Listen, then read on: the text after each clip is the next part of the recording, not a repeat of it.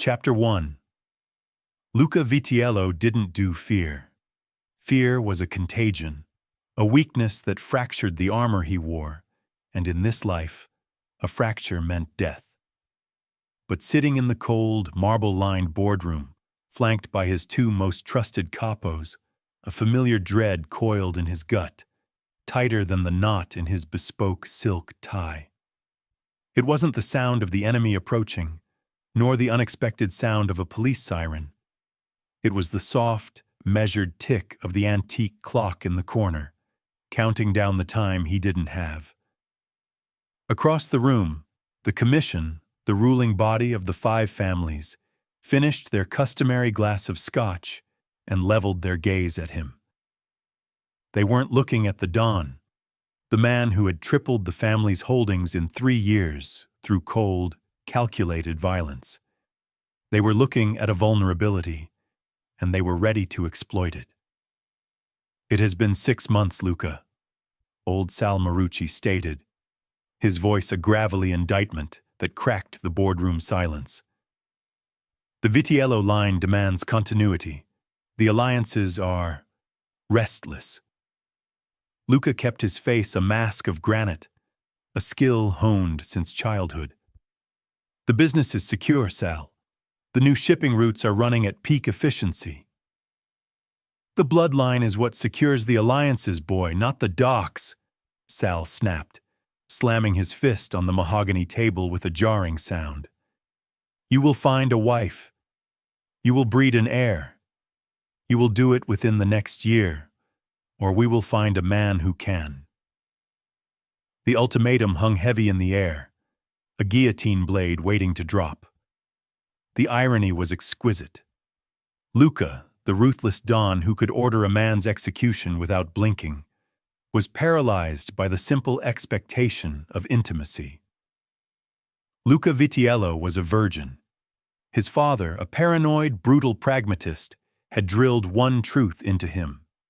Intimacy is a liability.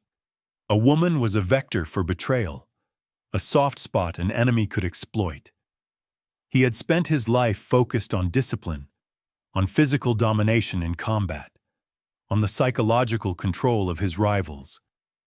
When it came to a bed, he was worse than inexperienced. He was repulsed by the idea of losing control. And now, the fate of his entire legacy hinged on him performing an act that felt like signing his own death warrant. He had to fake mastery, and he had no idea how. He dismissed the commission with a curt nod, the meeting having lasted precisely 7 minutes. 7 minutes that dictated the next 50 years of his life. The door clicked shut, and the only person left in the vast silence was Seraphina Leone. Seraphina, his executive assistant, his gatekeeper. At 29, she was 3 years older than him, smarter than almost every man in his organization, and the only person allowed to witness the private, strategic moments of his life. She was the definition of ruthless efficiency. Sharp, dark, and utterly untouchable. Her dark hair was always pulled into a severe braid. Her clothing was tailored armor, and her expression was permanent, cool indifference. She looked less like an assistant and more like a human contingency plan. She was currently organizing files with the practiced ease of a general coordinating troop movements. "The Marucci contract renewal is next week," she stated, not looking up. "We need to adjust the terms. They're getting greedy." "Forget Marucci," Luca said, the low growl in his voice startling even himself. He walked over to the windows overlooking the city he owned, yet felt utterly trapped within. Seraphina stopped working. That meant the situation was critical. "The commission gave me an ultimatum," he admitted, turning back to face her. "A year, a wife, an heir, or they replace me." Seraphina's expression didn't change, but her eyes, the color of burnt whiskey, narrowed infinitesimally. "You have plenty of suitable prospects. The Santoro girl is beautiful and fertile. The Vitiello alliance needs shoring up with the Moretti family. This is not insurmountable, Luca. It is when I cannot perform the most fundamental duty of a husband, he bit out, the words tasting like ash. It was the first time he had spoken that truth aloud to anyone. The ultimate shame. Seraphina blinked once, twice. She set the folder down, a motion that sounded like a gunshot in the silence, and stepped closer, crossing her arms over her chest. Are you implying a medical issue, Don? Her voice remained level, a soothing lie over a jagged truth. No, I am implying a training issue. Luca gripped the back of a leather chair so tightly his knuckles turned white they could shatter the wood. I have spent my life mastering how to break a man, how to command a room, how to kill quickly and quietly. I have no instruction manual for this. I don't know how to touch a woman without feeling like I should be wearing gloves. I don't know how to be vulnerable without being weak. He walked the distance across the room, stopping directly in front of her. The tension between them was not sexual, but an acknowledgement of impossible shared stakes. I need a teacher, Seraphina, someone I trust implicitly, someone who understands stakes and contracts, someone who will never, under any circumstance, betray me. His eyes dropped to her hands, which were clenched at her sides. He knew she was in trouble. He knew about the debt her reckless father had run up with the Russo syndicate. He knew the threats they'd been sending her, the grim package delivered last week disguised as flowers. Luca's resources made her problems an inconvenience. For her, they were a ticking clock toward death. I know about the Russo debt, Seraphina. $2 million plus interest. It's too much for you to handle alone. They are threatening your father, and by extension, you. Seraphina's composure finally shattered, a hairline crack of shock and shame. You spied on me? I protect my assets, Luca corrected, leaning in close enough that the scent of his expensive cologne, something clean and sharp, like cool steel, hit her. And you, Sarah, are my most critical asset. He delivered the offer, low and lethal. I will wipe the debt. I will give you a permanent, untraceable security detail for your father and your sister. I will give you more money than you would see in 10 years in this chair. In return, you will teach me how to touch a woman, how to kiss, how to pleasure, how to command respect in bed. You will prepare me for my Don's wife, and when I am ready, you will disappear and never speak a word of this to anyone. Seraphina looked up, her whiskey eyes flashing with a terrible mixture of terror and calculation. He saw the fire of the Leone blood in her, the part that wouldn't submit to a threat, but would submit to a deal to save her family. And if I refuse, she whispered, the challenge barely audible. Luca didn't blink. Then the Russos claim you, and I am left looking weak when they use you against me. I hate loose ends, Seraphina. You are either my greatest defense or my greatest vulnerability. Choose your ground. The weight of the decision settled on her shoulders. The cold, heavy realization that in the Mafia, even survival was just a contract waiting to be signed. She could die at the hands of the enemy, or sell her control to the Don she served. I accept, Don, she said, her voice dry and brittle, the word Don now laced with a new, dangerous implication. But we need a lawyer. We need an NDA that will bury this so deep, not even the commission could dig it up.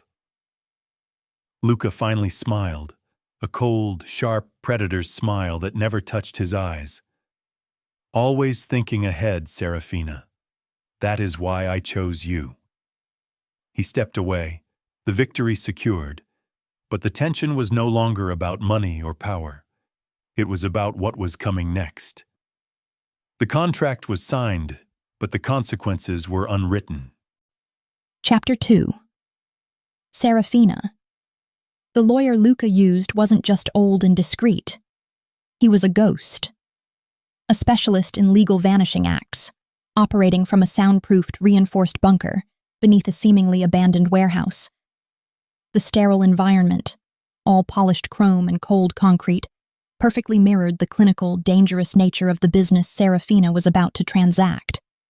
Seraphina sat across a massive steel table from Luca, the hefty NDA document resting between them like a ceremonial blade. She had spent the last 2 days meticulously reviewing the clauses, her mind operating with the speed and precision of a code cracker. Luca's legal team had ensured his protection. Penalties for exposure that would strip her bare and leave her destitute, even if the commission didn't get to her first. But Seraphina was a strategist. She didn't fight the walls, she weaponized them. "This document must be airtight, Don," Seraphina insisted, tapping a manicured nail on Clause 7, confidentiality. Her voice was pure professional ice, giving away none of the terror that churned beneath her tailored black suit. "This cannot be simply an agreement of silence. This has to be a mutual destruction clause. If anyone outside this room, including the woman you choose to marry, ever learns of this arrangement, both our lives are forfeit." Luca, dressed in a sharp black turtleneck that made him look less like a Don and more like a minimalist, lethal statue, watched her with unnerving stillness. "You fear exposure more than you fear me, Sarah." She met his intense gray gaze without flinching.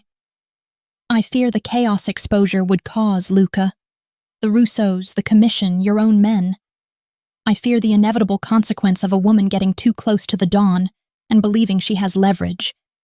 This contract is the only thing keeping my neck straight." The lawyer, who had already satisfied the Russo debt with a single massive wire transfer that morning, cleared his throat.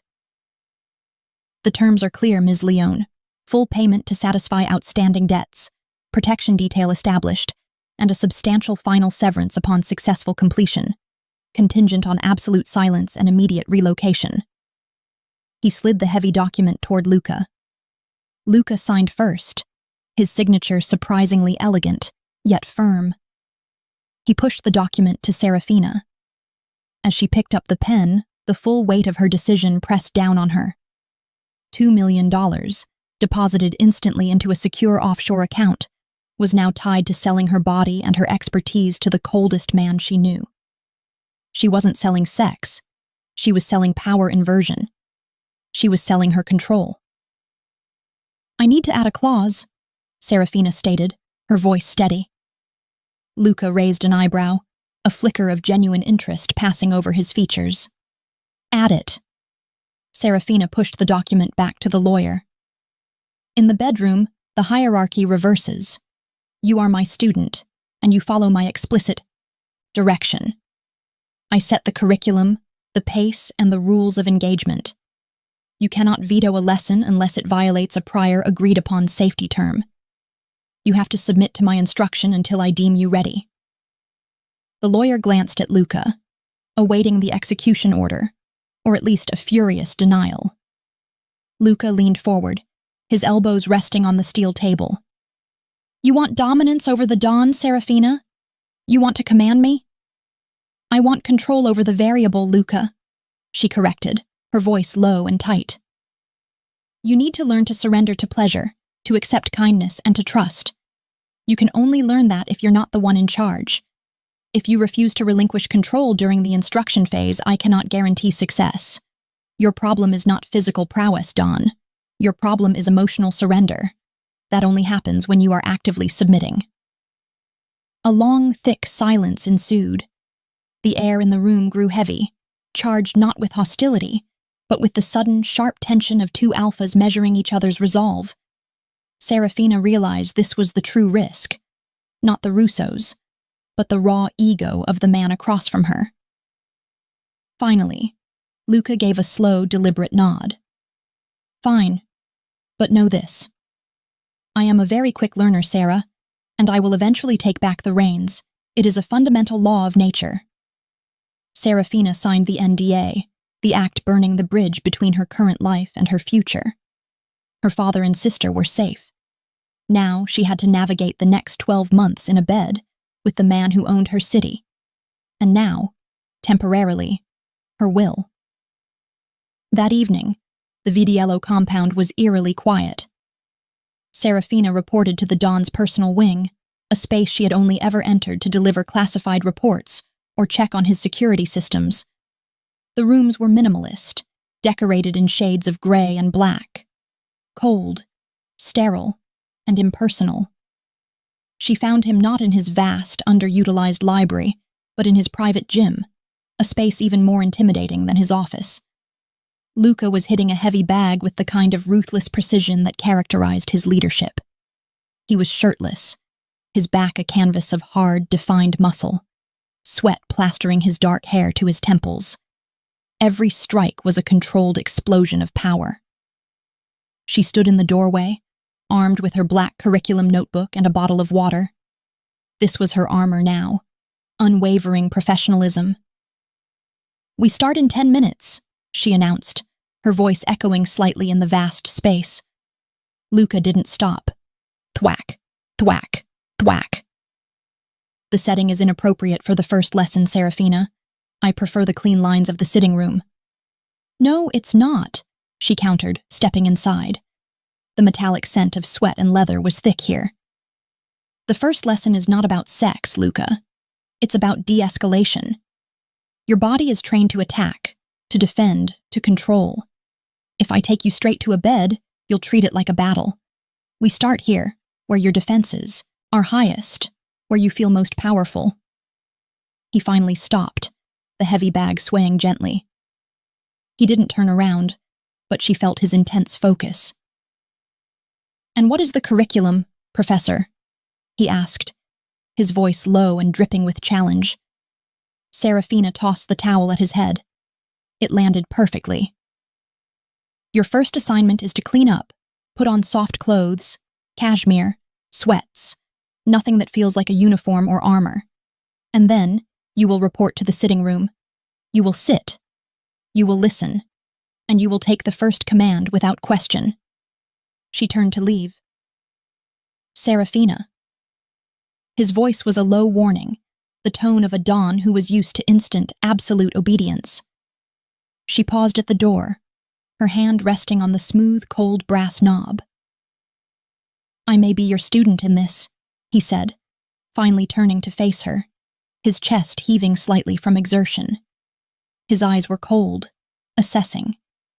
"But you are still standing on my ground. Do not forget who the Don is." Seraphina allowed herself a small, icy, victorious smile. "I know exactly who you are, Luca, and I know precisely what you are capable of. The terms of the NDA grant me control of this process. The Commission wants a man who can secure his legacy, not a frightened boy playing dress-up. If you want to survive, you will obey my instruction. I am the Don here, for the next 3 hours."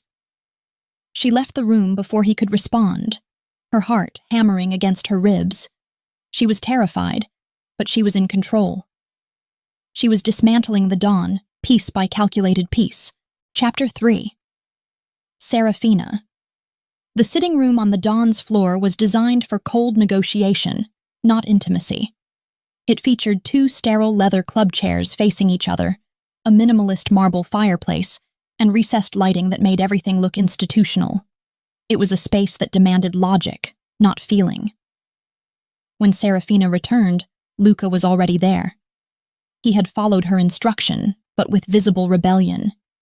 He was wearing a soft, heather-gray cashmere sweater and dark sweatpants, clothes that usually remained folded and forgotten in his expansive closet.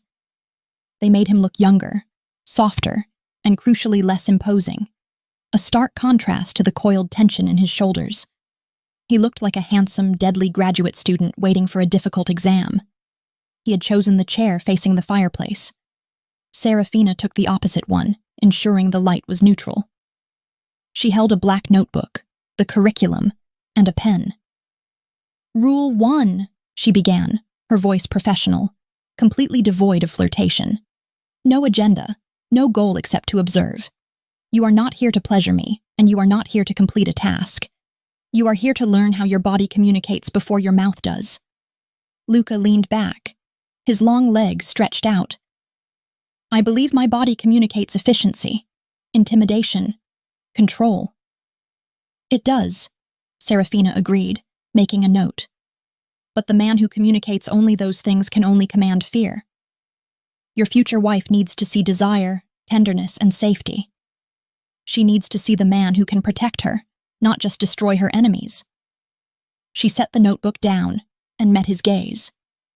First command, you will not speak unless I ask you a direct question. Luca's jaw tightened, the effort to remain silent a visible battle against his nature.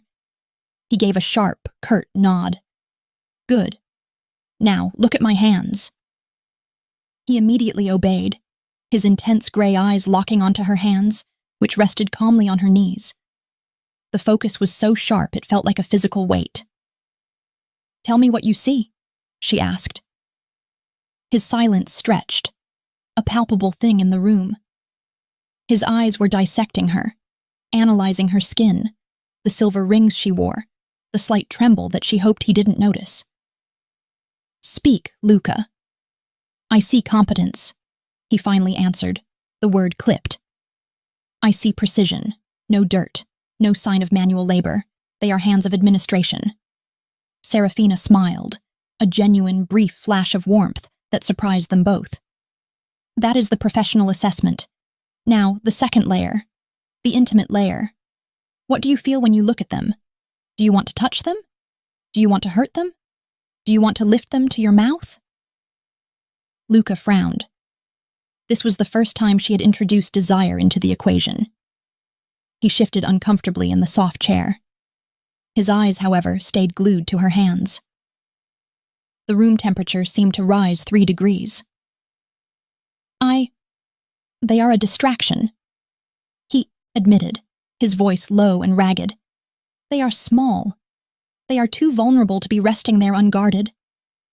Seraphina felt a strange warmth spread through her stomach. He saw her fragility, the thing she tried so hard to hide. They are not unguarded. They are simply not fighting. She stood up and walked the short distance between them. She stopped directly in front of his knees, looking down at his face. His scent, the lingering sweat and steel from the gym, mixed with the soft cashmere, was dizzying. Second command. You will not move. You will not flinch. You will not close your eyes. Luca's expression hardened, anticipation mixing with the iron will of a man who never broke discipline. Seraphina reached out, slowly. She didn't touch him yet, letting her fingertips hover just over the soft, vulnerable skin of his neck, where his pulse hammered a furious, fast rhythm. Your hands know how to strangle, she murmured, her voice silk over steel. They know how to draw blood. They do not know how to give comfort. I will teach them. But first you must learn how to receive. She pressed her thumb directly into the base of his throat, resting her fingers lightly on his jaw. It was a gesture that held both threat and tender intimacy. Her proximity was suffocating. Luca's eyes, usually sharp and calculating, were wide and dark, fixed entirely on her face. His silence was potent. He was fighting the urge to react, to recoil, to seize her, to run. Tell me what you feel, Luca, she commanded, tilting her head. Conflict, he choked out, his voice barely audible. I feel the urge to push you back, but I also feel a pull. I feel the safety of your control. You are guarding me, even now. She traced the sharp angle of his jaw, the contact so feather-light it was almost maddening. This was not the fear of a woman being seized. This was the power of a woman granting permission for a man to be gentle. I am not guarding you, Luca. I am showing you that you do not always have to fight. You can be still. You can be soft. You can receive pleasure without it costing you your power. She knelt before him, bringing her eyes level with his.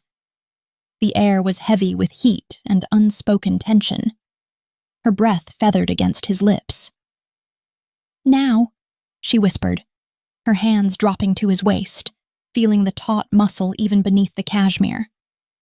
Third command, kiss me, do not take, do not conquer, just kiss me, and do not let go until I tell you to.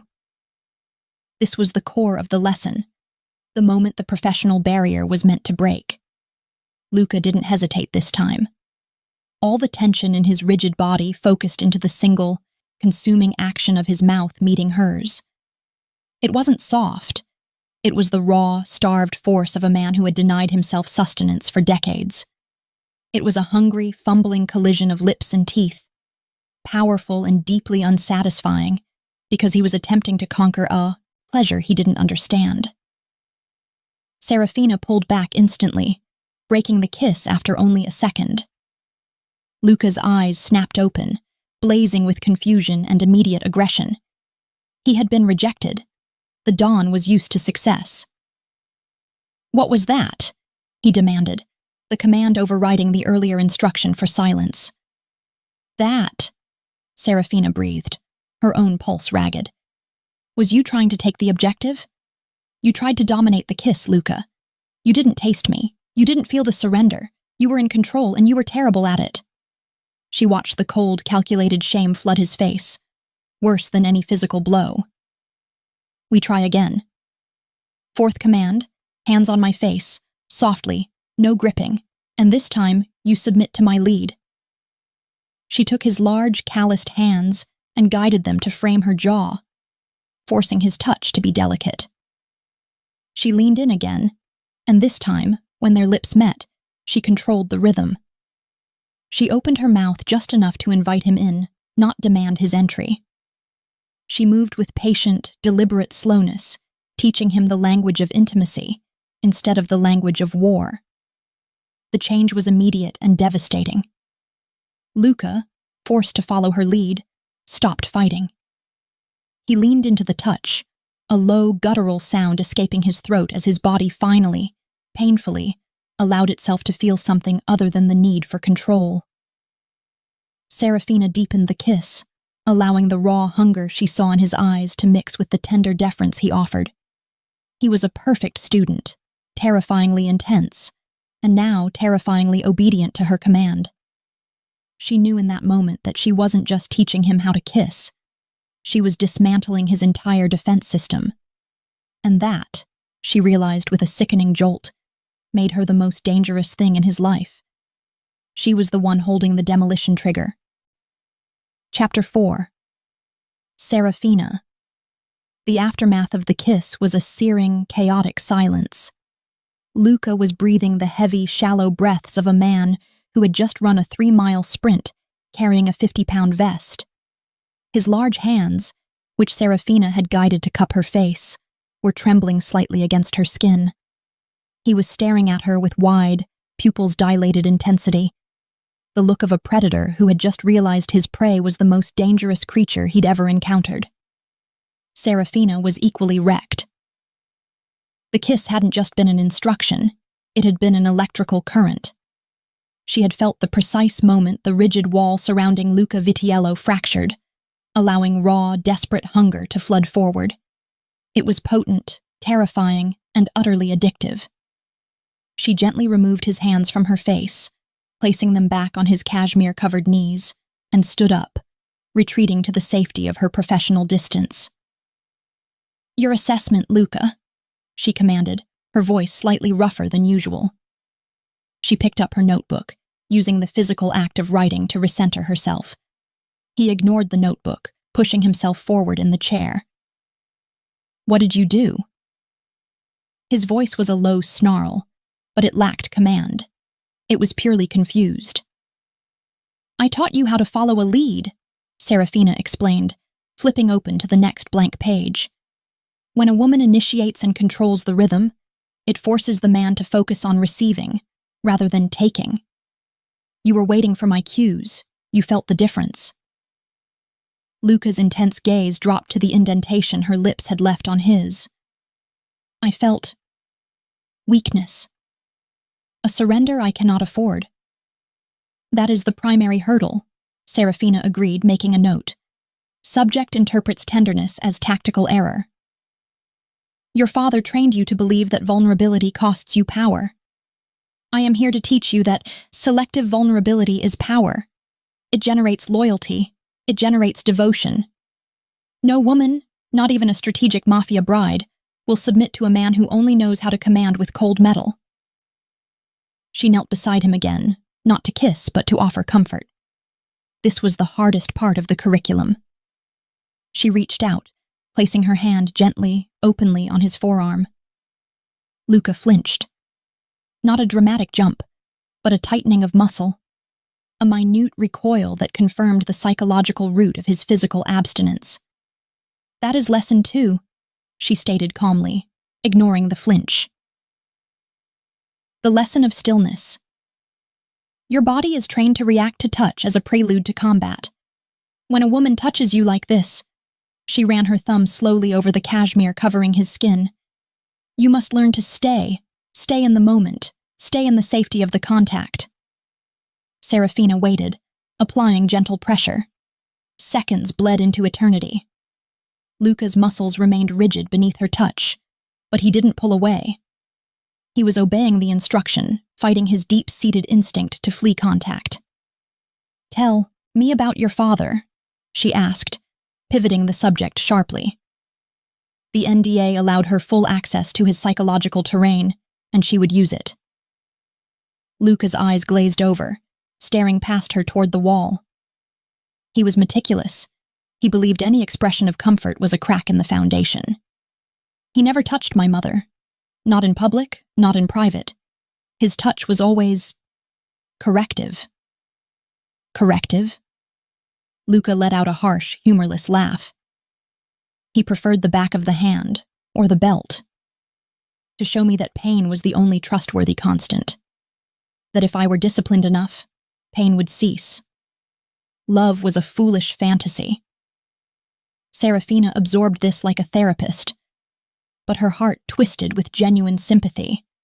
This wasn't the ruthless Don she filed contracts for. This was a deeply scarred man. Now touch me, she commanded. Not intimately. Just rest your hand on my shoulder. Try to offer comfort. Luca lifted his massive hand, hesitating as if it were coated in poison. His fingers, which could crush a man's windpipe, trembled again as they lowered onto her shoulder. The weight of his touch was cautious, yet heavy. What do you feel? She prompted. Muscle tension, he admitted, his eyes analyzing the subtle shift in her posture. You are tense and small. No, Seraphina corrected softly, letting her control slip just slightly. You are feeling the weight of the moment. Now look at my mouth and tell me something funny. Something I don't know. Luca stared at her, genuinely baffled.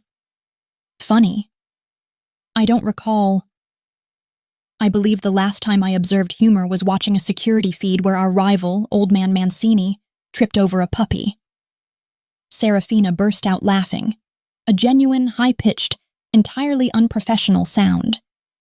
It was the first truly unguarded sound she had made in his presence, and it made her cheeks flush. She laughed until tears pricked the corners of her eyes, a spontaneous release of the tension that had gripped her for days. Luca's stare intensified, but this time, the confusion was softer. He was mesmerized by the sound, studying the way her face broke when she laughed. His mouth even curved slightly, a ghost of an amused expression.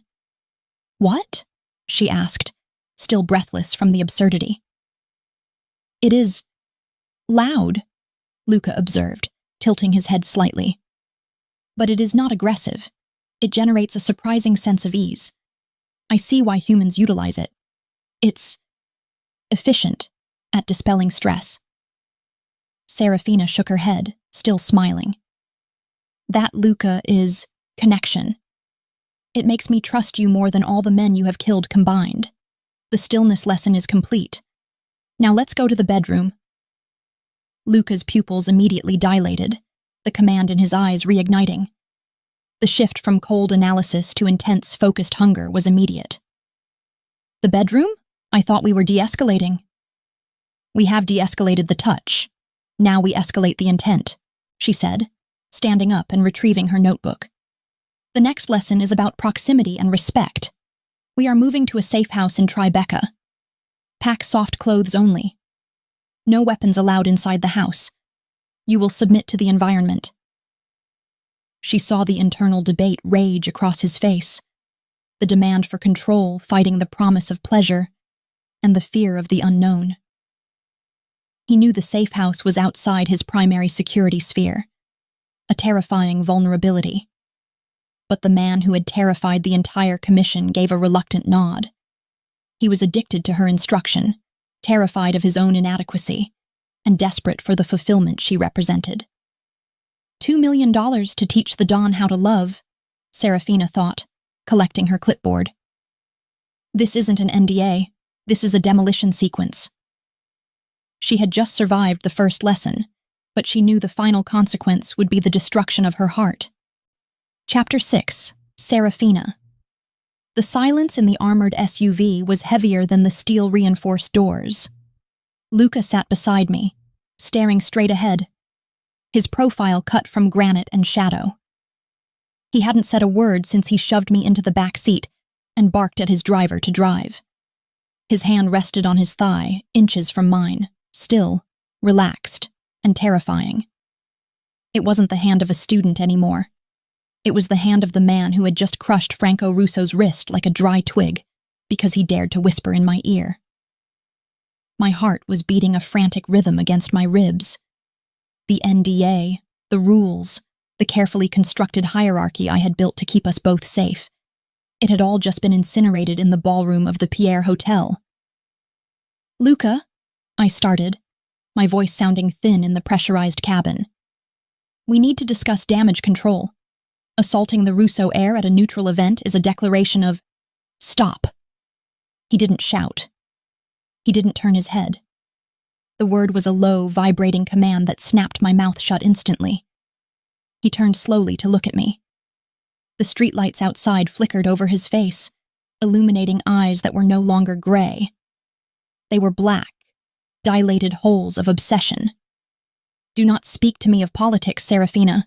Not tonight. I am your advisor, I countered, clinging to the shred of professional ground I had left. It is my job to speak of politics.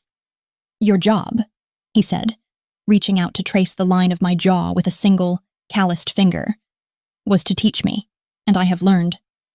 The car screeched to a halt in front of the Tribeca safe house. Before the driver could even scramble out to open the door, Luca had kicked it open. He gripped my hand, fingers interlaced, no gaps, and pulled me out onto the pavement. He didn't wait for the elevator code. He punched it in with violent efficiency, dragging me into the metal box. As the doors slid shut, sealing us in, the air instantly vanished. He backed me into the corner of the elevator. He didn't touch me, but he loomed over me, boxing me in with his forearms resting against the steel walls on either side of my head. He smelled of expensive scotch, cold night air, and the metallic tang of violence. You told me to identify what I wanted, he murmured, leaning down until his nose brushed mine. You told me to visualize it, to claim it. I told you to visualize a future wife. I breathed, my hands flat against his chest, feeling the thundering of his heart. It was beating as fast as mine. I visualized you. The elevator dinged. The doors opened to the dark loft. Luca grabbed my waist, lifting me effortlessly off the ground as he strode into the apartment. He kicked the door shut behind us and didn't bother with the lights. The only illumination came from the floor-to-ceiling windows, the city of New York bleeding neon light onto the white floors. He set me down in the center of the room, but he didn't step back. The lesson is over, Seraphina, he stated, stripping off his tuxedo jacket and tossing it carelessly onto the floor. He undid his cufflinks, the silver clinking as they hit the concrete. Then he rolled up his sleeves, revealing the thick cords of muscle in his forearms. The NDA is suspended. You can't suspend a contract unilaterally, I argued, stepping back. My heels hit the edge of the white rug. That's not how it works. I am the Don, he growled, stalking toward me. I am the law, and right now the only law in this room is that you are wearing a dress that I have wanted to remove for 3 hours. He reached me. I expected rough handling. I expected the awkward fumbling of a virgin who had lost his temper. I was wrong. Luca spun me around with fluid, terrifying grace. His hands settled on my hips, heavy and possessive, pulling my back flush against his chest. He buried his face in the curve of my neck, inhaling deeply, his teeth grazing the sensitive skin over my pulse. Do not move, he commanded against my skin. It was an echo of my own command from the first lesson, thrown back at me with 10 times the authority. I froze. My body betrayed me instantly, melting into his heat. You taught me to be still, he whispered, his hands sliding up my ribcage, feeling the frantic beat of my heart. Now you be still. Let me show you what I learned. His fingers found the zipper of the red dress. He didn't rip it. He didn't rush. He lowered the zipper slowly, agonizingly, exposing inch after inch of my spine to the cool air of the loft. He followed the zipper with his mouth, pressing hot, open-mouth kisses to my vertebrae, tasting me. Luca, I gasped, my head falling forward. We can't. The consequences are irrelevant, he murmured. The dress pooled at my feet, a puddle of red silk. I was left standing in my black lace lingerie and heels, exposed to the city and to the man who owned it. He turned me around. His eyes swept over me, devouring every inch of skin I had kept hidden under tailored suits for 5 years. There was no clinical assessment in his gaze now. It was pure, unadulterated worship. Beautiful, he breathed, the word sounding like a prayer. You are a weapon, Sarah. My weapon. He dropped to his knees. I stared down at him, shocked. Don Luca Vitiello, the man who knelt for no one, was on his knees between my legs. Luca, get up, I whispered, panic warring with desire. This isn't part of the curriculum.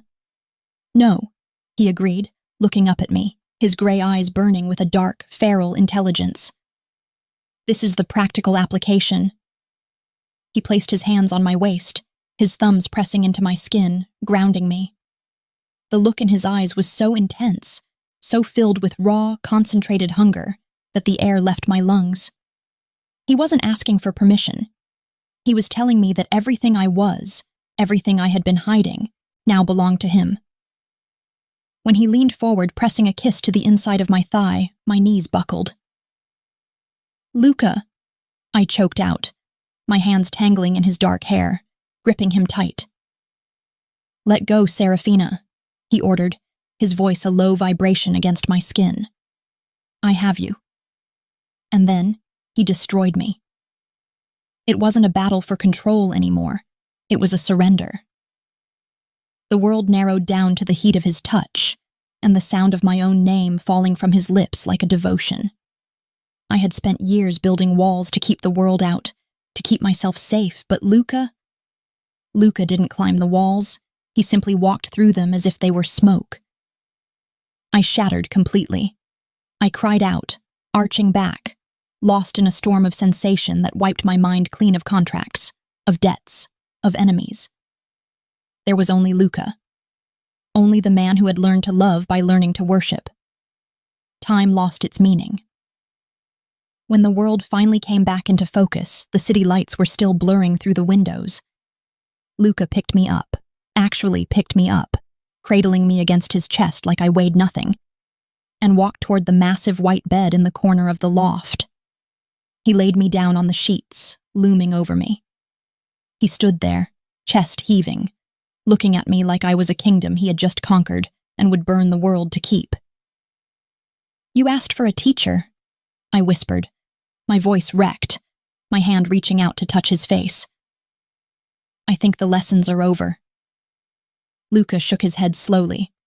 He crawled onto the bed, caging me in with his body, his weight a heavy, comforting blanket. No, Seraphina, he said, his voice a low, dark promise against my lips. The lessons on how to do this are over. Now begins the lesson on who you belong to. He kissed me then. A deep, bruising kiss that tasted of me and him and finality. I closed my eyes, feeling the NDA dissolving in my mind. I was terrified. The Russos were out there. The commission was watching. But lying there under the weight of the dawn, I realized the most terrifying thing of all wasn't the danger. It was the fact that I didn't want to run anymore. I was standing on his ground, and I never wanted to leave. Chapter 7. Luca. The sun hit the white floorboards of the Tribeca loft like a blinding interrogation light. Usually, I woke up before dawn, my body alerted by the internal clock of a man who expected every shadow to hold a knife.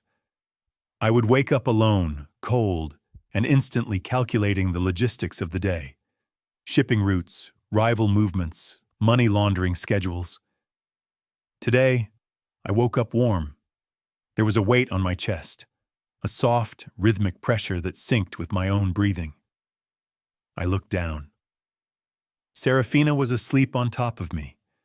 Her dark hair was a chaotic spill of ink across my skin, hiding her face. Her hand was curled loosely over my heart, her fingers resting against the tattoo of the Vitiello crest I bore there. For a long time, I didn't move. I didn't breathe deeply for fear of waking her. I just lay there, staring at the ceiling, cataloging the catastrophic shift in my reality. The monk was dead.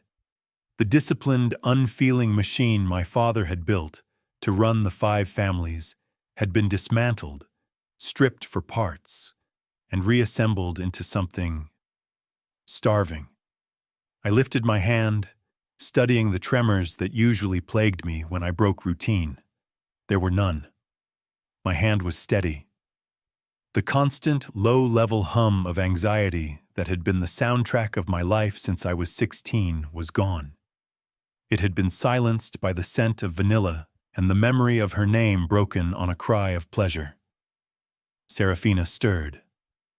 I felt the exact moment consciousness returned to her. Her body stiffened. The relaxed, heavy warmth vanished, replaced by the rigid tension of the executive assistant. She pushed herself up, clutching the sheet to her chest. Her eyes were wide, whiskey-colored panic darting around the room as if looking for an exit or a lawyer. "Luca," she whispered, her voice rasping with sleep. "The time. I need to. The car is scheduled for. Be still." I reached out and wrapped my hand around her wrist. I didn't pull. I just held her there, grounding her. "We breached the contract," she said, the words tumbling out fast. "The NDA explicitly states that physical instruction is to remain clinical. Last night it was a violation of Clause 4, and the Russo incident at the ball. I have to draft a statement. I have to call the lawyer." She was retreating. She was trying to build the wall back up, brick by panic-stricken brick. I sat up, the sheet falling to my waist. I didn't care about modesty. I wanted her to look at me. I wanted her to remember. "Seraphina," I said, my voice rough with morning disuse. "Look at me." She hesitated, then lifted her gaze to mine. "There is no statement," I told her. "There is no lawyer, and there is no contract." "There is always a contract," she argued, trying to pull her wrist free. "That's how we survive. You have a timeline, Luca. The commission. I am the commission." I pulled her closer, until her knees bumped against my hip. "Do you think I care what a table of old men thinks about my timeline? Do you think I care about Anna Santoro or the alliances?" I leaned in, brushing a strand of hair behind her ear. My touch was gentle, but the intent behind it was absolute iron. "You taught me to identify what matters. You taught me that power is useless if you are a slave to it. Last night I wasn't a slave. I was a king, and I am not abdicating." Seraphina closed her eyes, leaning into my touch despite herself. "This is dangerous, Luca. You know it is. The Russos will view what you did to Franco as an act of war. They'll target me to get to you. Let them come, I said, the darkness in my chest uncoiling, eager for the fight. I hope they do. It will save me the trouble of hunting them down. Her phone buzzed on the nightstand, a jarring intrusion of the outside world. She reached for it, her professional mask slipping back into place. It's my father, she said, her face paling. Or the security detail. Something is wrong. She answered it, putting it on speaker. Sarah? It wasn't her father. It was Matteo, my head of security. His voice was tight, clipped. Speak, I commanded, leaning over her shoulder. Don, Matteo said, not sounding surprised to hear my voice on her phone. He knew. My men always knew. We have a situation. A package was delivered to the main compound gates 10 minutes ago. It's addressed to Miss Leone. The air in the loft dropped 20 degrees. What is it? I asked, my voice dropping to a lethal quiet. It's a bridal veil, boss, bloody, and a note. Seraphina stopped breathing. Read it, I ordered. It says, the teacher cannot save the student when the school burns down. We will see you at the altar, Luca, or we will see her in a box. The Russos. Seraphina dropped the phone. It clattered onto the hardwood. She looked at me, terror bleaching the color from her lips. They know, she whispered. They know I'm with you. They know I'm the weakness. I looked at the phone. Then I looked at the woman trembling in my bed, the woman who had taught me how to be human. My father would have cut her loose. He would have seen the threat, calculated the risk, and exiled her to save the empire. He would have chosen the crown over the heart. I wasn't my father. I got out of bed, completely unconcerned with my nakedness, and walked to the pile of clothes on the floor. I picked up my trousers. Get dressed, I commanded. Seraphina looked up, tears standing in her eyes. Where are we going? The airport? You have to send me away, Luca. The contract says. I turned on her, zipping my pants. Burn the contract. I walked back to the bed, placed my hands on the mattress, and leaned over her, caging her in. We are not going to the airport. We are going to the Vitiello compound. You are moving into my personal quarters. Today. Luca, you can't. I can! I roared, the sound shaking the glass walls. I am done hiding you in safe houses. I am done pretending you are just an employee. If the Russos want a war, I will give them a massacre. But you are not running. You are staying right where I can see you, where I can touch you. I grabbed her chin, forcing her to look at the monster she had awakened. You stood your ground with me, Seraphina. Now I stand mine for you. Get dressed. We have a wedding to cancel. She stared at me, searching for the hesitant virgin she had met a week ago. He wasn't there. In his place was a Don who finally had something worth killing for. She nodded slowly. The fear was still there, but beneath it, I saw the spark of the woman who had ordered me to my knees. Okay, she whispered. Okay, Luca. I kissed her hard, a promise of violence to the world and devotion to her. Then I turned to find my gun. The education was over. The rain had begun. Chapter 8. Seraphina. The Vitiello compound was not a home. It was a monument to paranoia. I had worked for the family for 5 years. I had organized the payroll for the guards, scheduled the maintenance for the perimeter sensors, and filed the blueprints for the panic rooms. But I had never actually lived inside the walls. I was the gatekeeper who went home to a quiet apartment in Queens every night. Now, sitting in the passenger seat of Luca's armored Audi as we passed through the triple-reinforced steel gates, I realized I wasn't entering a sanctuary. I was entering a war camp, and I was the cause of the war. The courtyard was swarming. Men in tactical gear, men whose names I knew from spreadsheets, were loading crates of ammunition into SUVs. The air smelled of exhaust fumes and ozone. The atmosphere was electric, terrifying, and focused. "They're mobilizing," I whispered, clutching the strap of my bag.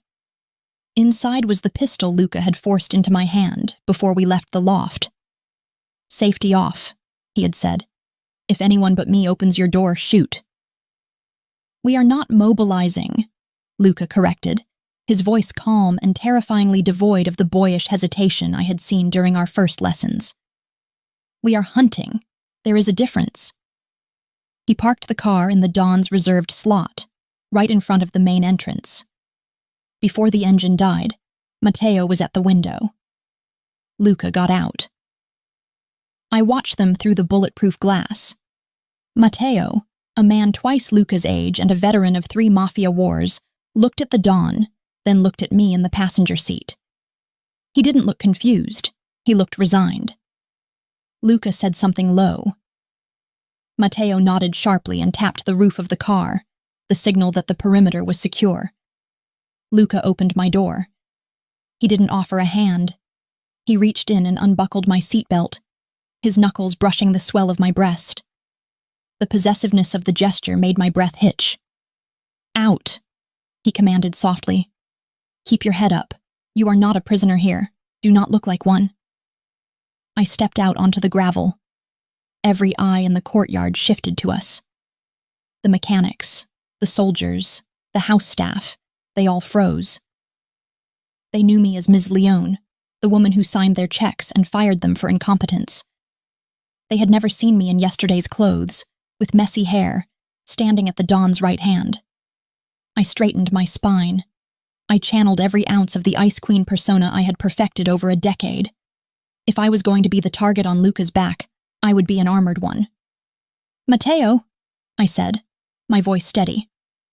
"Double the patrol on the north sector. The sensors there have been glitching due to the construction next door. The Russos know that." Matteo blinked, surprised by the command. Then, a slow grin spread across his scarred face. He looked at Luca. "She's already giving orders, boss." "She knows the systems better than you do," Luca said, placing a heavy hand on the small of my back. "Listen to her. If she tells you the sky is green, you paint it green. Understood?" "Understood, Don." Luca guided me up the steps and into the main house. The foyer was a cavern of marble and dark wood, silent and imposing. He didn't stop. He marched me past the guest wings, past the offices, straight to the double doors at the end of the hall. The master suite. I hesitated at the threshold. "Luca, the staff. They'll talk. The commission has spies everywhere." "Let them talk," he said, kicking the door open. "I want them to talk. I want the commission to hear that Seraphina Leone is sleeping in my bed. It saves me the trouble of sending a memo." He pulled me inside. The room was exactly as I expected. Spartan. A massive bed with black sheets, a single reading chair, and walls devoid of art. It was a lonely room. It was the room of a man who didn't expect to share his life. "My closet is through there," he said, pointing to a door. "You'll find shirts. I'll have a wardrobe brought in for you by noon." "I don't need clothes, Luca. I need a computer. I need access to the accounts. If the Russos are moving, they're funding it somehow. I can track the wire transfers. I can freeze their assets before they even buy the bullets." Luca stared at me. The intensity in his eyes softened, just a fraction, into something that looked like awe. He crossed the room and cupped my face in his hands. "I brought you here to keep you safe, Sarah, not to put you to work." "I am not a damsel, Luca," I countered, covering his hands with mine. "I am the best logistical strategist you have. You didn't fall for me because I'm soft. You fell for me because I'm useful." His expression darkened. "I fell for you," he corrected, his thumb tracing my lower lip. Because you are the only person in this world who sees me. Not the Don, not the monk, me. He kissed me, a hard, bruising press of lips that tasted of desperation and war. Fine, he murmured against my mouth. Work. But you do it from the war room, and you stay within arm's reach of me. The war room was a bunker in the basement, lined with screens and tactical maps. When we walked in, the inner circle was already there. 4 capos, men who had killed for Luca's father, looked up. The silence was deafening. They looked at Luca, then at me, then at the pistol tucked into the waistband of Luca's trousers. Gentlemen, Luca said, his voice cool and echoing in the concrete room. There has been a change in strategy. The marriage to the Santoro family is off. Capo Rossi, no relation to the rival clan, slammed his hand on the table. Off? The wedding is in 3 weeks, Luca. The commission will strip you of your rank. They'll sanction a hit on us for breach of contract. Let them try, Luca said, pulling out the chair at the head of the table. He didn't sit. He turned it and looked at me. Sit. I sat. It was a breach of protocol so severe I heard one of the men gasp. The Don's chair was sacred. Luca stood behind me, his hands resting on the back of the chair, effectively shielding me with his body while presenting me as his equal. The Russos have threatened my house, Luca announced. They sent a threat to Ms. Leone this morning. They believe she is a weakness they can exploit. He looked around the room, meeting every pair of eyes. They are wrong. She is not a weakness. She is the reason we are going to win this war before it even starts. Seraphina? He tapped my shoulder. I took a breath. I looked at the map on the screen. I saw the red markers indicating Russo territory. I didn't see danger anymore.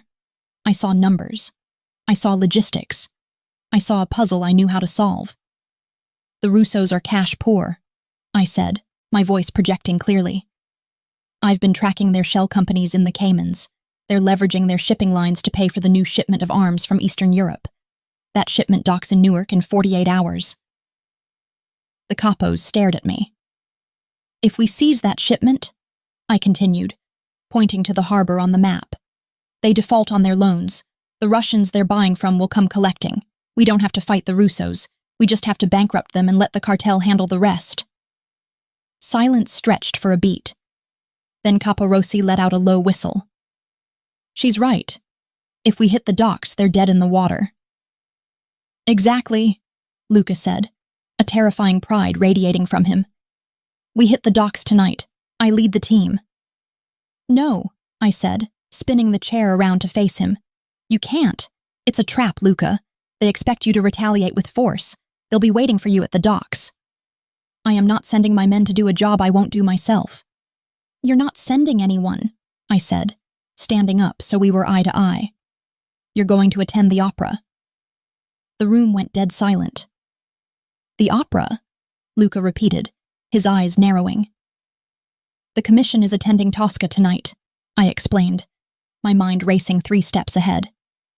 If you show up there, with me on your arm, publicly unbothered, it sends a message that the Russo threat means nothing to you. It gives you an alibi while Matteo takes a skeleton crew to the docks to sabotage the shipment, not seize it, sabotage it, sink it. Luca stared at me. The tension between us crackled, hot and heavy. This was the dynamic we had in the bedroom, control and surrender, playing out on a battlefield. He needed to lead. I needed him to be smart. Slowly, a smile curved his lips. It wasn't the nice smile he practiced in the mirror. It was the smile of the wolf. The opera, he mused. I hate the opera. I know, I whispered, straightening his collar. But you look excellent in a tux. He turned to his men. You... Heard her. Matteo, prep the demolition team. Sink the shipment. The rest of you secure the perimeter. I have a date. As the men scrambled to obey, shouting orders and grabbing phones, Luca grabbed my waist and pulled me into the shadows of the corner. You are terrifying, he murmured, leaning his forehead against mine. I learned from the best. Tonight, he promised, his voice dropping to a vibration that went straight to my core. After we parade in front of the commission, after we destroy the Russos, I am going to take you back to that room, and I am going to remind you that while you may give the orders in here, in the dark, you are mine. I shivered. The threat of violence outside nothing compared to the promise of pleasure in his eyes. I'm counting on it, Don. Chapter 9. Luca. The Metropolitan Opera House was a tomb for the living, velvet-lined, gold-gilded, and filled with the decaying stench of old money and older grudges. I hated it. I adjusted the cuff of my tuxedo jacket, feeling the reassuring weight of the customized Walther PPK tucked into the shoulder holster beneath the silk. It was the only honest thing in the room. Beside me, Seraphina adjusted her clutch. She wasn't wearing red tonight. Red was the color of passion, of the lesson. Tonight, she wore black. A floor-length, backless gown of midnight velvet that absorbed the light rather than reflecting it. She looked like a shadow brought to life, lethal, elegant, and untouchable. She looked like a Don's wife. "Relax your jaw," she murmured, not looking at me. She was scanning the lobby, her eyes dissecting the crowd with the precision of a sniper. "You look like you're about to murder the tenor." "I might," I grumbled, offering her my arm, "if the aria goes on too long. Remind me why we are here, Sarah?" "We are here," she said, slipping her hand into the crook of my elbow, her touch grounding me instantly. "Because while Matteo is currently sinking $40 million of Russo weaponry into the Newark Bay, you need to be seen sipping champagne and looking bored. It's called plausible deniability." "I prefer just shooting them." "I know. That's why you have me." We moved toward the grand staircase. The flashbulbs started immediately. The press didn't know about the Mafia war brewing in the shadows, but they knew money, and they knew power. And tonight, Seraphina and I were radiating both. As we ascended, I felt the shift in the room. The casual conversations died out. Heads turned, the whispers started, a low hiss of speculation. Who is she? Why isn't he with the Santoro girl? Is that the assistant? I kept my face impassive, but inside, a dark, possessive pride uncurled. Let them stare. Let them wonder. We reached the Vitiello private box. It was prime real estate, directly overlooking the stage and, more importantly, directly across from the commission's box. I held the velvet curtain open for her. She stepped inside, and for a second the mask slipped. She looked down at the massive chandelier, her eyes widening with a genuine appreciation for the beauty of it.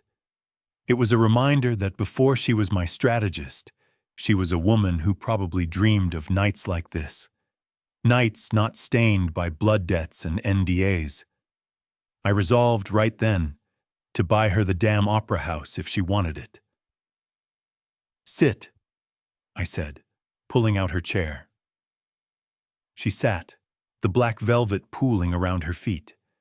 I took the seat beside her, angling my body so I was shielding her from the door, while keeping a clear line of sight to the commission across the theater. I saw Sal Marucci raise his opera glasses. He was looking right at us. I didn't wave. I simply stared back until he lowered the glasses, looking unsettled. The lights dimmed. The orchestra swelled. Tosca. A story about a painter, a singer, and a corrupt police chief. Torture, betrayal, murder. It was practically a documentary of my Tuesday. As the soprano began to sing, I felt Seraphina's hand slide onto my thigh. It was high, possessive, her fingers curling into the fabric of my trousers. My breath hitched. "Pay attention to the music, Don," she whispered, her lips brushing my ear. "I can't hear the music," I rasped, covering her hand with mine and pressing it harder against my leg. "I can only feel you." Good. Keep looking forward. If you look at me the way you want to, Sal will have a heart attack. Promise?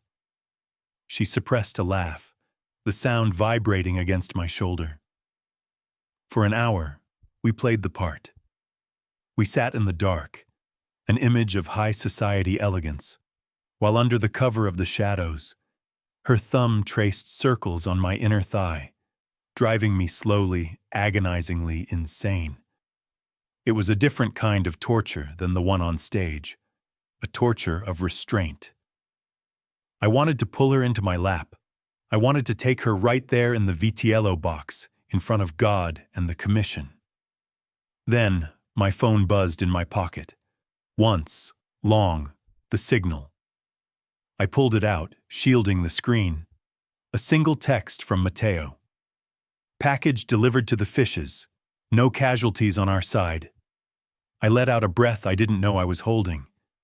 The Russo shipment, their leverage, their future, was at the bottom of the Atlantic. They were defenseless. I showed the screen to Seraphina. Her eyes glittered in the dark. She didn't smile. She just squeezed my leg, a silent acknowledgement of victory. The lights came up for intermission. "Showtime," I said, standing up. "Let's go pay our respects." We walked out into the corridor. It was crowded, people juggling champagne flutes and discussing the Sopranos' range.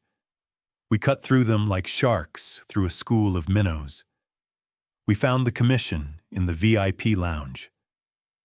Sal Marucci was holding court, looking red-faced and irritated.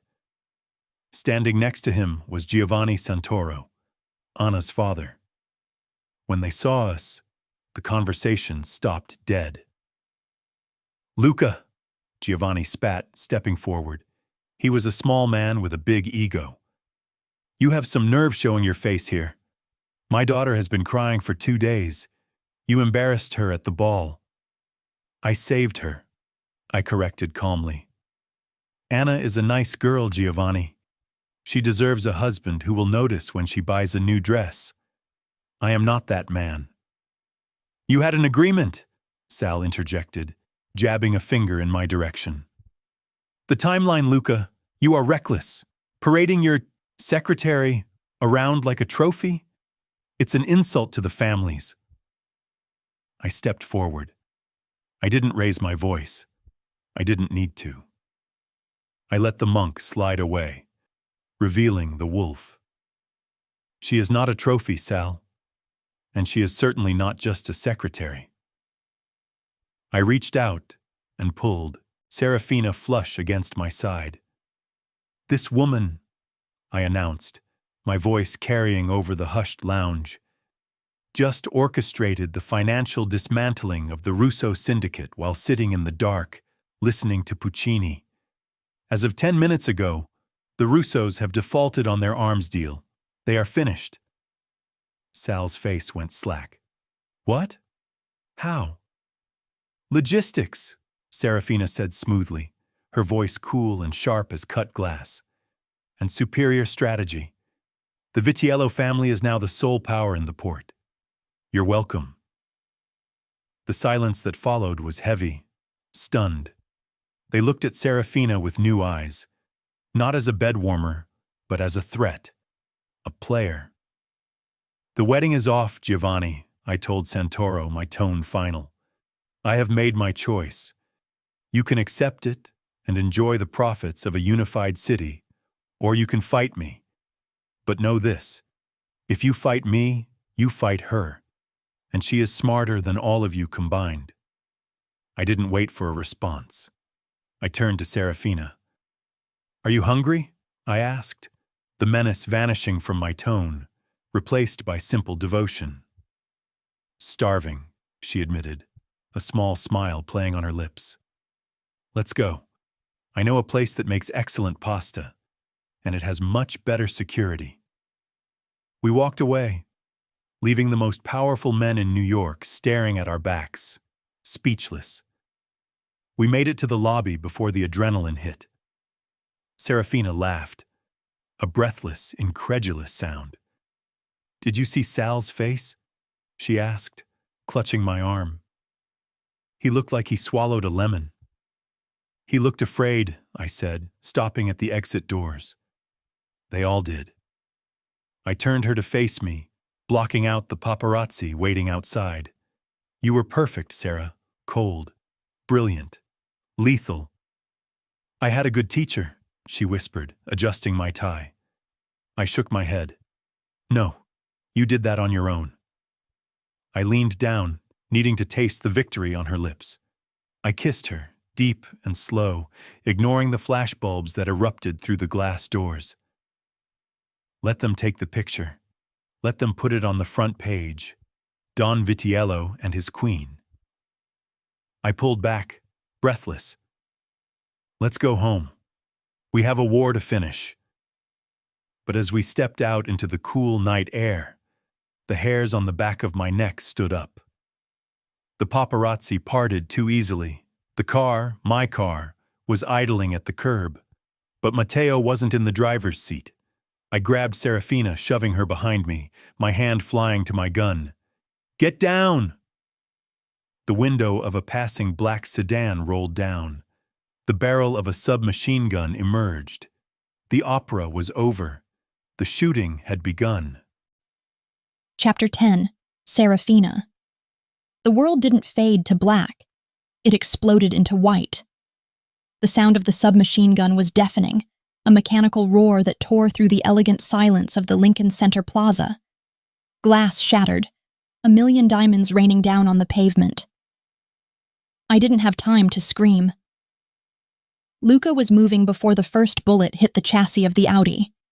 He slammed his body into mine, the force of it knocking the wind out of me, and tackled me to the concrete behind the engine block of our car. "Stay down," he roared, his voice unrecognizable. It wasn't the cool, commanded tone of the boardroom. It was a guttural, animalistic snarl. Bullets chewed up the asphalt inches from my face. The air filled with the smell of pulverized stone and hot metal. I curled into a ball, my hands over my head, shaking violently. I was a strategist. I dealt in numbers, in logistics, in wire transfers. I didn't deal in this. Above me, Luca was a blur of motion. He wasn't cowering. He was kneeling on one knee, using the car's rim for cover. The Walther PPK was in his hand, and he was firing, measured, rhythmic shots. Bang, bang, bang. There was no panic in his movements, just terrifying efficiency. "Matteo!" I screamed, looking toward the driver's seat. Through the spider-webbed glass, I saw Matteo. He was slumped over the center console, blood dark and slick on his white shirt. He wasn't moving. "He's gone," Luca said, not looking back. He ejected a magazine and slammed a fresh one in with a metallic clack. "Eyes on me, Seraphina. Look at me." I looked up. His face was streaked with grease from the car, his tuxedo jacket torn at the shoulder. But his eyes were burning with a cold, focused rage that stopped my heart. "There are 4 of them," he said, his voice eerily calm amidst the chaos. "2 flanking left, 2 suppressing from the sedan. I need to clear a path to the alley." "Luca, we're pinned," I choked out. The gunfire from the black sedan was relentless. "We can't move." "I can move," he corrected. He looked down at me, and for a split second the wolf softened. "Stay here. If anyone comes around that bumper who isn't me, you use this." He pulled a backup piece, a small ankle gun, from his pant leg and shoved it into my hands. The metal was warm from his skin. "Luca, no." He didn't listen. He vaulted over the hood of the car, exposing himself to draw their fire. "Hey!" he shouted, a challenge that echoed off the opera house walls. The gunfire shifted, tracking him. I watched in horror and awe. Luca moved with a fluid, lethal grace I had never seen. He didn't run. He hunted. He rolled behind a concrete planter, fired 2 shots, and I heard a scream. 1 target down. He was flanking them. He was drawing them away from me. "Stand your ground," I thought, gripping the cold steel of the gun. "He's standing his ground." A shadow fell over me. I looked, up. One of the gunmen had circled the rear of the car while Luca was engaged. He was wearing a ski mask, his weapon raised, aiming directly at my chest. Time froze. I remembered Luca's voice in the safe house. "You are a weapon, Sarah." I didn't think. I didn't hesitate. I raised the gun with both hands, just as I'd seen Matteo do 100 times at the range, and I pulled the trigger. The recoil jarred my shoulders. The sound was deafening. The gunman jerked back, clutching his stomach, and fell to the pavement. I stared at him, my breath coming in ragged gasps. I had just shot a man. "Sarah!" Luca was there instantly. He appeared out of the smoke like a demon, checking the fallen man with a professional double tap before hauling me to my feet. "Did you hit him?" he demanded, scanning my body for blood. I think so," I stammered. He looked at the gunman, then at me. A fierce, wild pride blazed in his eyes. "Good girl." He grabbed my hand. "Run." We sprinted toward the alleyway, leaving the carnage of the plaza behind. The sirens were wailing now, getting closer. The NYPD would be here in minutes. In our world, the police were just another gang we had to avoid. We burst into the dark alley, stumbling over trash bags. Luca didn't slow down. He navigated the maze of back streets with an internal GPS, pulling me deeper into the shadows until we reached a nondescript service door 2 blocks away. He kicked it open. It was a kitchen, the back entrance of the restaurant he had promised to take me to. He shoved me inside, locking the heavy steel door behind us and jamming a chair under the handle. Only then did he stop. He collapsed against the stainless steel prep table, his chest heaving. He looked down at his tuxedo. It was ruined, stained with oil and blood, not his. I stood there, shaking, the gun still clutched in my hand. Luca looked at me. He saw the tremors. He saw the shock setting in. He crossed the room in 2 strides. He took the gun from my hand, set it on the table, and then grabbed my face, his hands framing my cheeks with desperate force. "Are you hurt?" he demanded, searching my eyes. "Tell me." "No," I whispered. "I'm fine. Luca, Matteo is—" "I know." His jaw tightened. "He died doing his job. I will honor him. But right now, I need to know that you are whole." He ran his hands down my arms, over my ribs, checking for injuries I might not feel yet. When he found none, he let out a ragged groan and pulled me into a crushing embrace. He buried his face in my neck, inhaling deeply. He was shaking. The man who had just killed 3 people with the efficiency of a machine was shaking because I was safe. "I thought—" His voice broke. "When the glass shattered, I thought I lost you." I wrapped my arms around his waist, holding him up as much as he was holding me. "You didn't lose me. You protected me. You stood your ground." He pulled, back, his eyes dark and intense. "No, Seraphina. We stood our ground. You shot him. You saved yourself." He leaned his forehead against mine. "The Russos are desperate. That was a suicide squad. They know they're finished financially, so they tried to cut the head off the snake. They failed," I said, feeling a cold, hard resolve harden in my gut. The fear was gone, burned away by the adrenaline. And now they have to pay. Luca straightened up. The dawn settled back onto his shoulders, heavy and terrifying. "They will," he promised.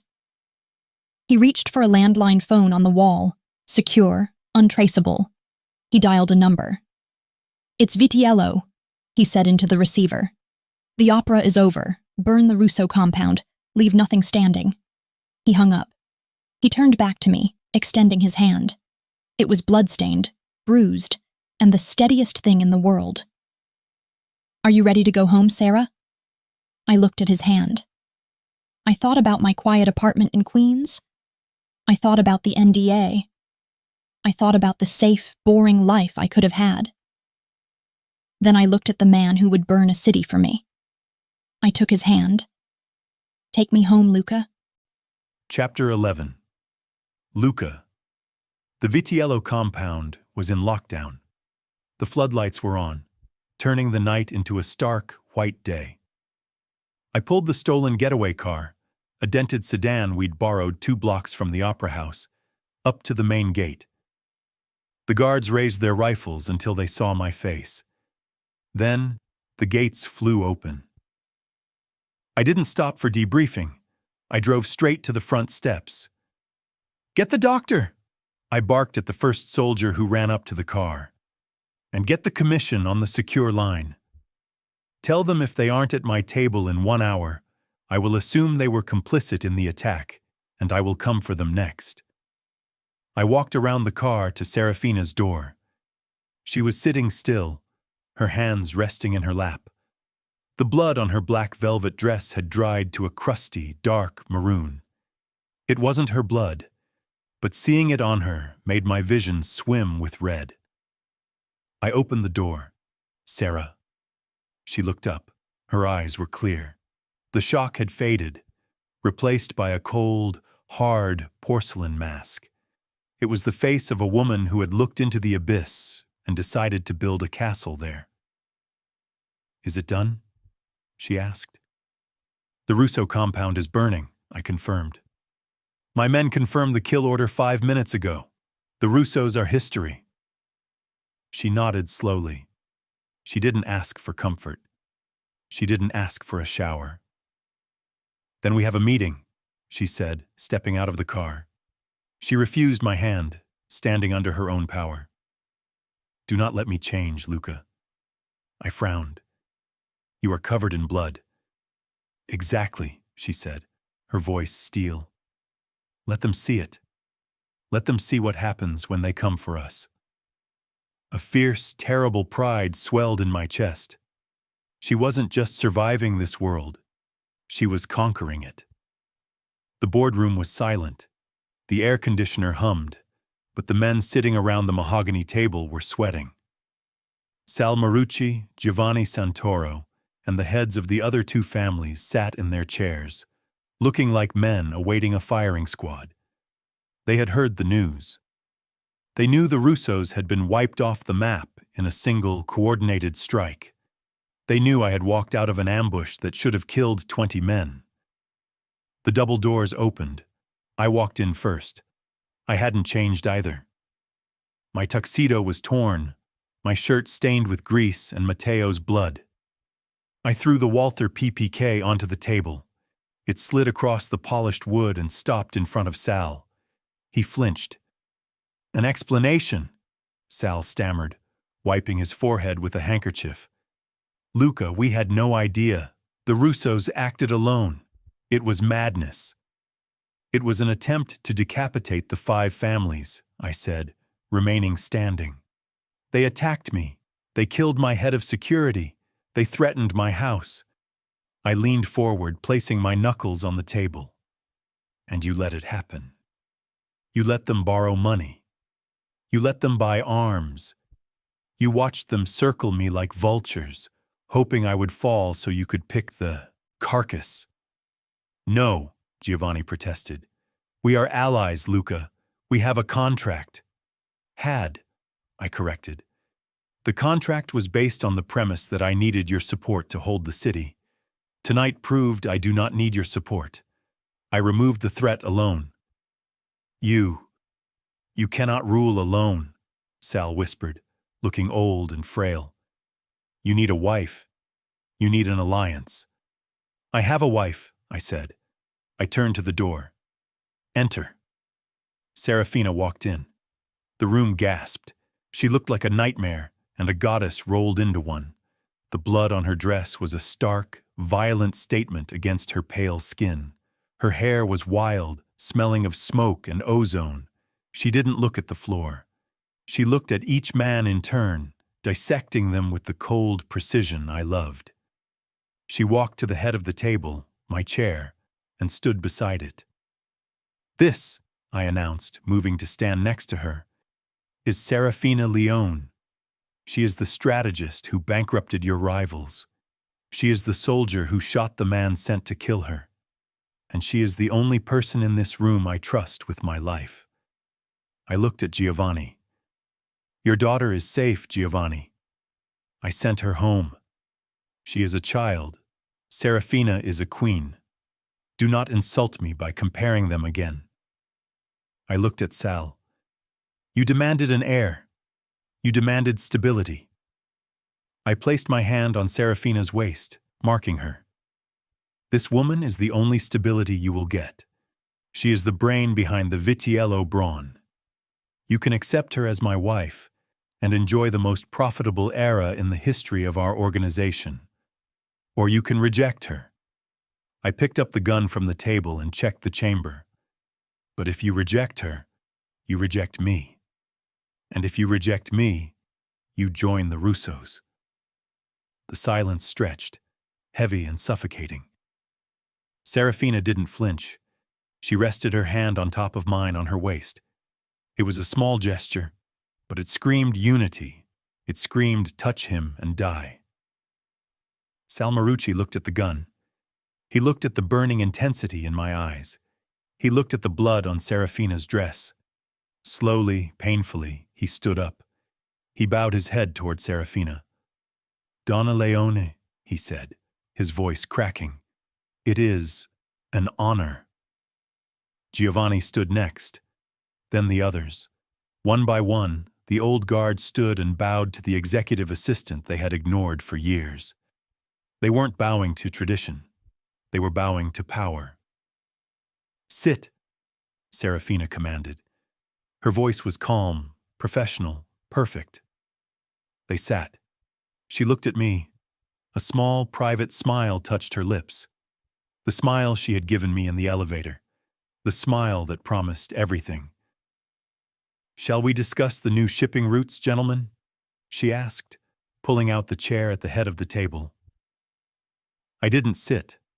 I stood behind her, my hand on her shoulder, watching the room submit to her intelligence. The monk was gone. The virgin was gone. The king stood guard, and the queen began her reign. Chapter 12. Seraphina. 9 months later. The antique clock in the corner of the boardroom ticked. Once that sound had terrified Luca. It had been the sound of a countdown, a reminder of his inadequacies and the threats closing in. Now it was just a clock. I sat at the head of the mahogany table, Luca's chair, my chair. The leather was warm beneath me, and the view of the city skyline through the floor-to-ceiling windows was crisp and clear. The winter snow had covered New York in a blanket of white, but inside the Vitiello Tower, it was warm.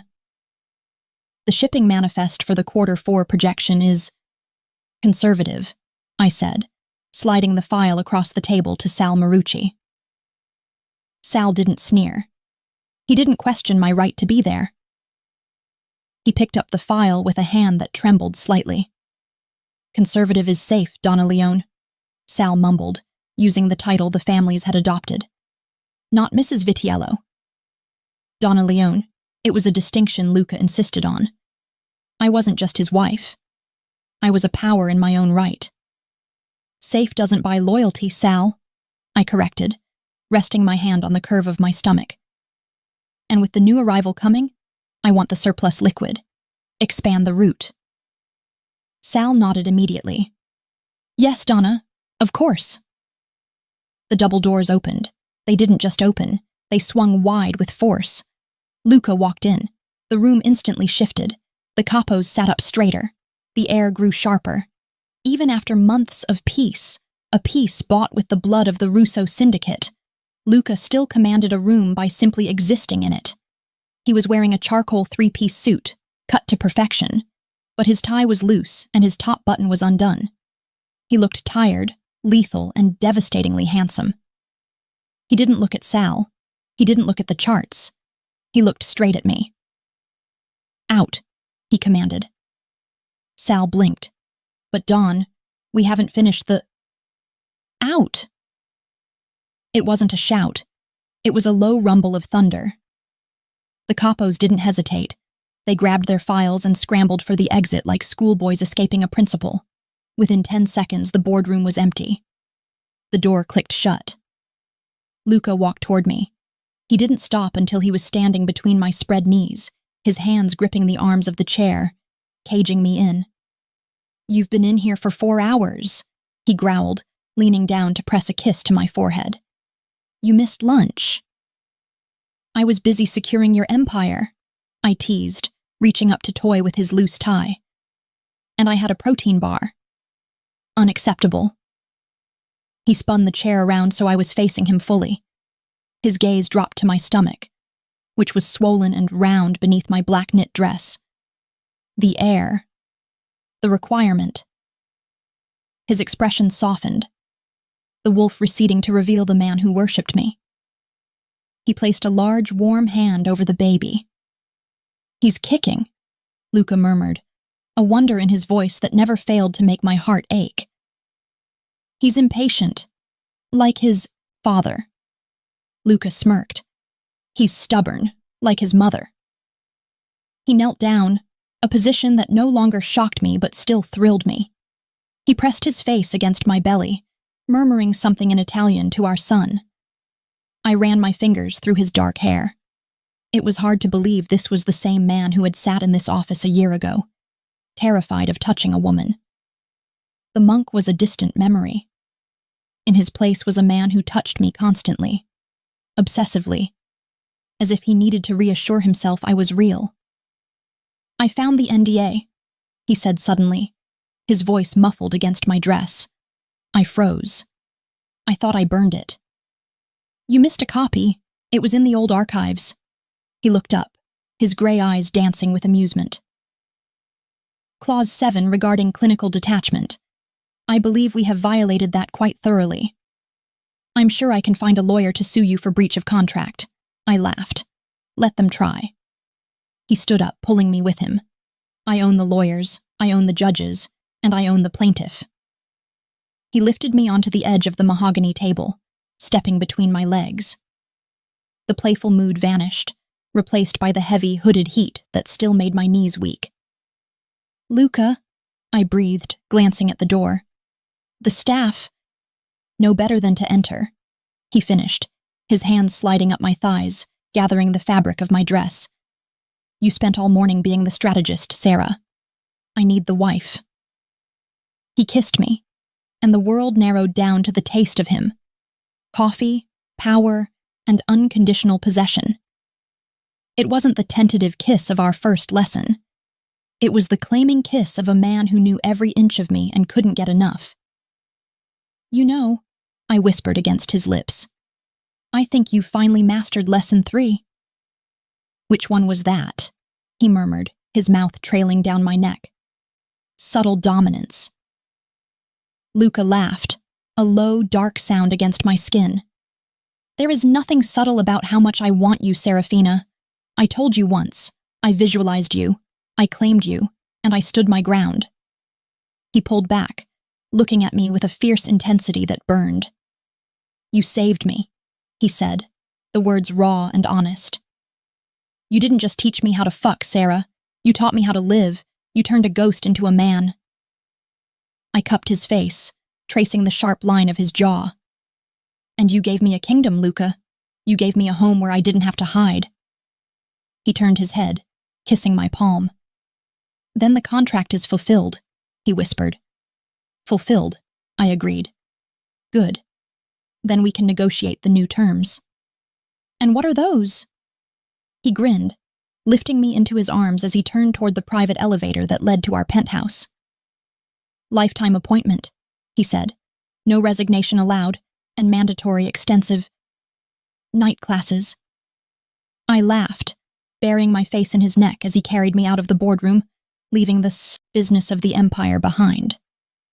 The Russos were dead. The commission was on its knees. The heir was kicking. And the Don and his teacher were just getting started. The end.